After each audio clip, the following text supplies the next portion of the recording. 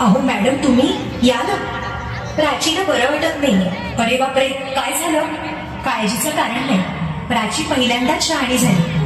माझ्या परीने मी मार्गदर्शन केलंच आहे. आता तिला तुमच्या मायेची गरज आहे. येते. ताई, पोटात खूप दुखतंय. घाबरू नकोस. प्रत्येक बाईचं आयुष्य नव्याने सुरू होतं जेव्हा ती वयात येते. आणि तू आता वयात आलीस.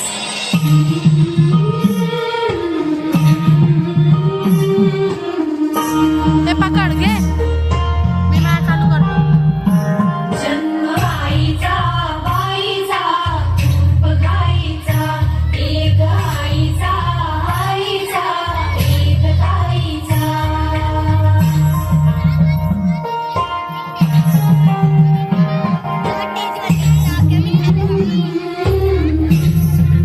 पाठ दुखते. ताप आलाय ना मला. काय मी सांगू काय मी झाले तुला सखले नाहणे आले. मायही सांगे अर्थ मायेचा जन्म बाईचा बाईचा रूप गाईचा. मुलगी एकदा नाही तर 3 वेळा जन्म घेते.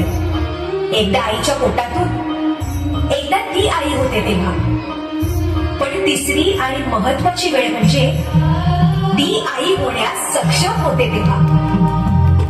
माहुरी होती खेळ खेळाया नाहरी मोठी मोहरे काया.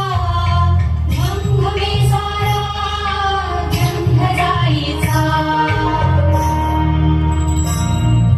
जाणवे आता वेगळे काही जाणवे आता वेगळे काही. रंगल्या साऱ्या या दिशा नाही मास कोणाचा रोज रातीचा. हे एक सुंदर वरदान आहे जे फक्त स्त्रियांना मिळतं. आई बाबा, मी शाळेत पहिली आले. आई, कुठे आहेस तू?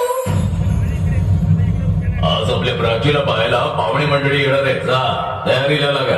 अहो, पण किती लहान आहे ती. आई माणसांना जेवढं सांगितलं जातं तेवढंच करावं. निघा.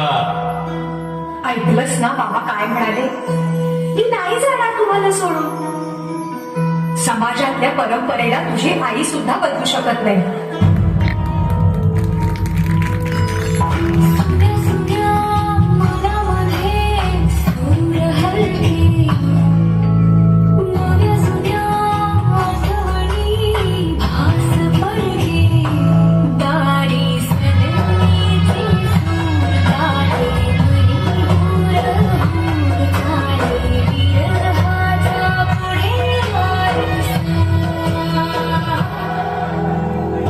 हरली सजली